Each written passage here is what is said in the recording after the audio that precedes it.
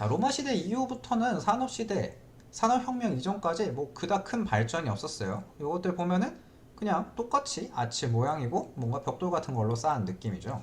근데 요게 산업혁명을 하고 나서 좀 많이 바뀌었어요. 자, 요게 뭐 처음 그 철로 지어진 교량인데 아이론 브릿지라고 하거든요. 원래 이름이 이렇게 있지만 이게 최초로 철로 지어진 교량이라서 그냥 이걸 우리가 아이론 브릿지라고 해요. 이렇게 보다시피 이런 재료가 조금 대량 생산할 수가 있게 되고 그 다음에 우리의 지식이 조금씩 늘어나게 되는 거예요. 그러면서 교량의 형태가 조금씩 변하게 됩니다. 그래서 지금 요 교량들을 보면은 기존에 비해서 굉장히 요 밑에 기둥에서부터 기둥까지의 거리가 굉장히 늘어남을 확인할 수가 있어요. 요거를 여러분들이 오시면 배우겠지만 뭐 트러스 구조를 이용한 거고 요게 이제 케이블을 이용한 교량 뭐 이런 식으로 되게 됩니다. 이런 식으로 하게 되면서 우리가 기존에 비해서 원래는 그 어떤 강을 지나가기에는 너무 막 기둥을 많이 세워야 돼서 못했던 그런 상황이었는데 이런 것들을 발전하면서 이런 넓은 강을 넘어가는 교량을 건설할 수 있게 되었습니다.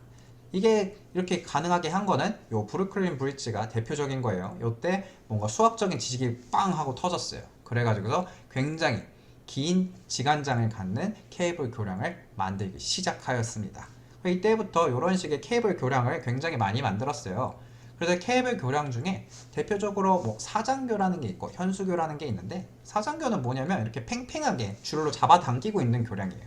여러분들이 만약에 그 인천공항을 가신다고 하면은 요 보셨을 거예요. 요 인천대교 같은 거에서 보셨을 거고 그 다음에 현수교 요거는 이 인천공항을 가는 다른 방법 영종대교에 관련된 거 아니면은 부산에 가시면은 광안대교 요런 게 요 현수교인데 아까 사장교랑 다르게 현수교는 이렇게 쫙 잡아 당기는 게 아니라 이런 식의 빨래줄처럼 축 쳐져 있는 교량이에요.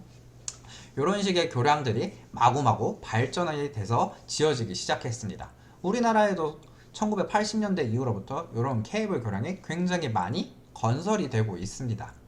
그래서 실제로 사장교 같은 경우에는 1950년을 기점으로 이때는 한 200m밖에 긴 게 없었는데 갑자기 이제 재료랑 그런 기술들이 폭발하게 되면서 지금 같은 경우에는 1100m까지 1.1km 해당하는 교량이 만들어지고 있고 현수교 같은 경우는 옛날부터 있긴 했었는데 뭐 발전이 별로 없다가 이 브루클린 브릿지를 기점으로 갑자기 또 팍 늘어가지고서 지금은 기술적으로는 3km 정도까지의 교량을 만들 수 있는 그런 거를 기술력으로 확보를 하고 있습니다. 근데 이렇게 기술력만 있으면은 얘네들을 그냥 이렇게 무한대로 길게 만들 수가 있느냐? 아닙니다. 자, 이렇게 무한대로 뽑아내다가 한번 크게 사고가 난 적이 있어요. 언제냐 하면은 1940년도에 미국에 이런 타코마 교량이라는 게 있었는데 요게 지어진 지 얼마 안 돼서 이렇게 지금 그림에 보이는 것처럼 양옆으로 막 이렇게 흔들리다가 갑자기 팍 하고 이런 식으로 무너졌습니다. 근데 이때 사람들이 왜 무너진지를 몰랐어요. 이거 구조적으로 봤을 때 이거 안전한 거 다 우리가 확인을 했고 그 다음에 이때 뭐 바람 같은 게 세게 불었느냐 한 7m, 8m/s 밖에 안 불었거든요. 자, 요 7m, 8m/s가 여러분들이 어느 정도인지 감이 잘 안 잡힐 텐데 태풍이 세게 분다 하면 한 20m/s라고 생각을 하시면 돼요. 그래서 7m, 8m면은 그냥 지나갈 때 바람 좀 부네 라고 생각하는 정도예요. 그래서 이거 부서질 이유가 없는데 라고 생각을 했는데 이 토목공학자가 아니라 이 비행기 요쪽에서 일하던 어떤 사람이 아니다 요거 바람으로 인한 거다. 자, 이런 교량이 있을 때 바람이 불면은 이 바람이 원래 지나가는 길에 교량이 있어 가지고서 교량이네 하고서 이 앞에서 빵 하고 만나게 됩니다. 요 앞에서 만나게 딱 되면서 이런 식으로 이상한 소용돌이가 생기는 거예요. 그래서 이 소용돌이가 공교롭게 위아래로 퉁퉁퉁퉁 쳐가지고서 이 우리가 그네에서 이렇게 박자에 맞춰서 밀어주면 더 많이 이렇게 왔다 갔다 하듯이 이 교량이 더 위로 많이 흔들리게 이렇게 만들어주는 겁니다. 그러다가 부서졌다고 하는 겁니다. 그래서 사람들이 정말 그런가? 하고 실험을 했더니 정말 그런 거였어요. 그래가지고서 그러면 이런 긴 교량을 지을 때는 이런 바람에 대한 것도 우리가 좀 고려를 해줘야겠네 라고 생각을 하기 시작했습니다. 그래서 이때부터는 이제 우리가 고려를 하기 시작했는데 이건 또 다른 예예요. 이건 러시아의 교량인데 바람이 불었을 때 지금 이게 지금 전체가 엿가루처럼 이렇게 출렁출렁 하고 있는 거예요. 이런 식으로 바람으로 교량에 이렇게 영향을 받는 경우가 굉장히 많이 있습니다. 그래서 이런 타코마 내려오고 때부터 어떻게 사람들이 이제 바뀌기 시작했냐면 이제 두 가지 분류가 있는데, 첫 번째 분류는 미국에서는 그냥 예전처럼 강하게 짓자 해서 원래는 이 높이가 한 1m짜리로 지었었는데 그 다음에는 한 8배인 10m짜리로 그냥 튼튼하게 지어버리는 거예요. 미국은 이렇게 나왔고요. 유럽 같은 경우에는 이게 바람 때문에 그런 거면 바람이 잘 지나가게 하면은 어떻게 되지 않을까? 라고 생각을 한 거예요. 이게 우리나라 그 비행기를 보면, 비행기 같은 경우에 이제 바람에 대해서 영향을 잘 안 받아야 앞으로 잘 나가잖아요. 그리고 이제 이렇게 양력이라 해서 위로 떠오르는 힘을 받아야 이제 힘들이지 않고 위로 이렇게 쫙 떠오르겠죠.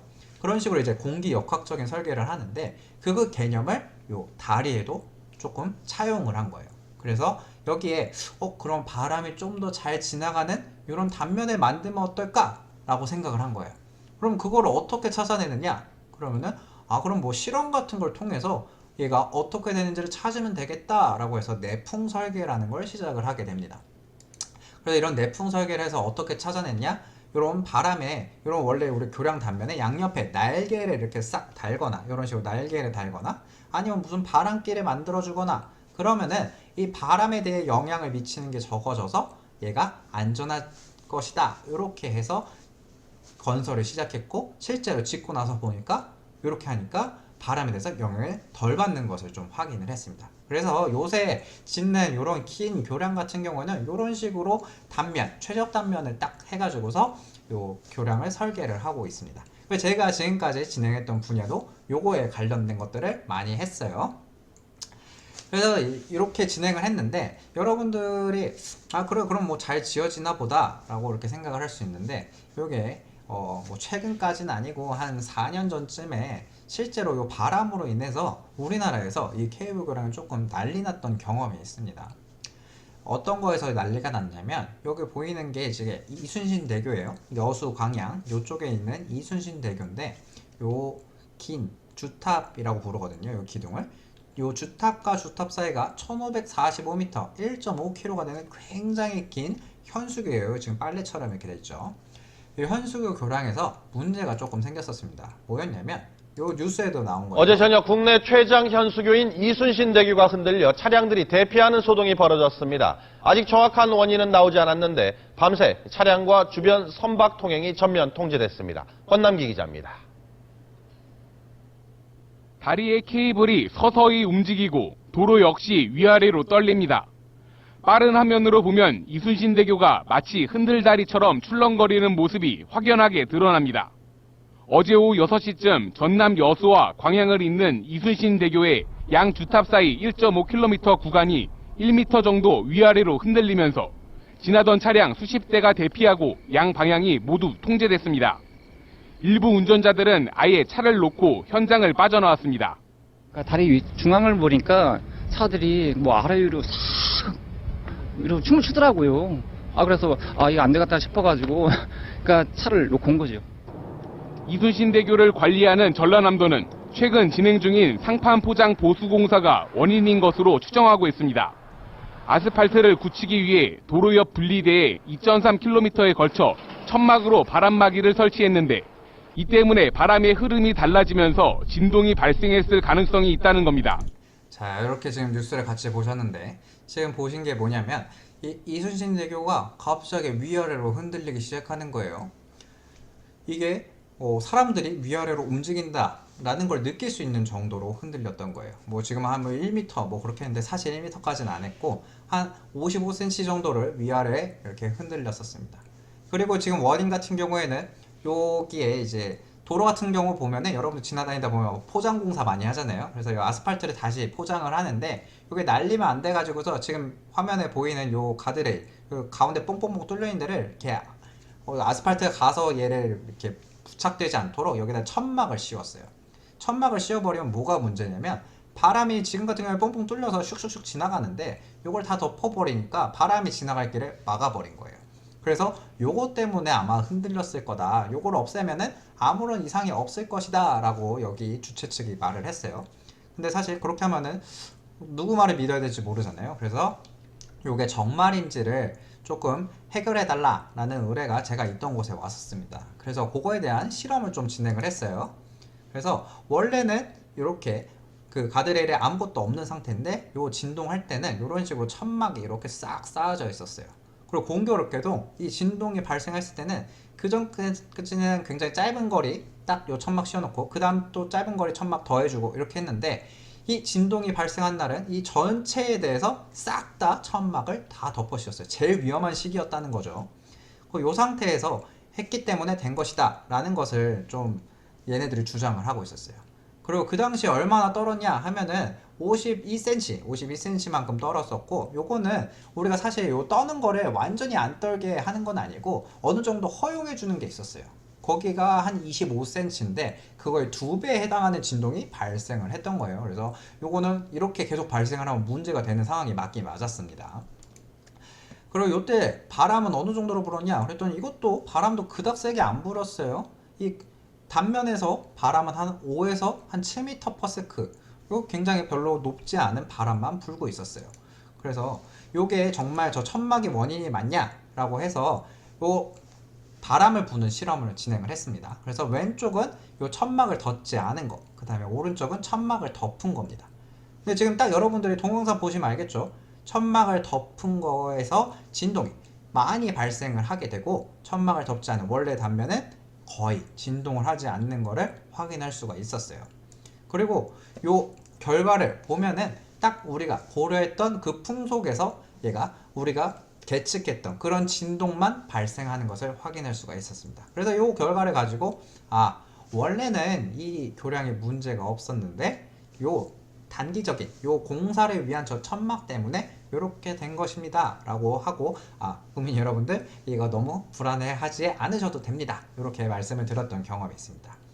요거 같은 경우에는 여러분들이 나중에 요 토목공학과에 다 오시고 조금 더 공부를 하시게 되면은 요런 것들도 아마 진행을 좀 하시게 될 거예요. 요번 시간에는 요 강좌에서는 토목공학과가 어떤 건지, 그리고 안에 무엇이 있는지랑 그 다음에 교량에 대해서 조금 설명을 드렸었습니다. 여러분들이 좀 재밌게 들으셨으면 좋을 것 같고, 그 다음에 지금 요 토목과 강좌에는 저뿐만 아니라 나은 교수님이 하시는 게 있기 때문에 그것들도 한 번씩 들어보시는 게 좋을 것 같습니다. 자, 제 강의를 들어주셔서 감사합니다, 여러분.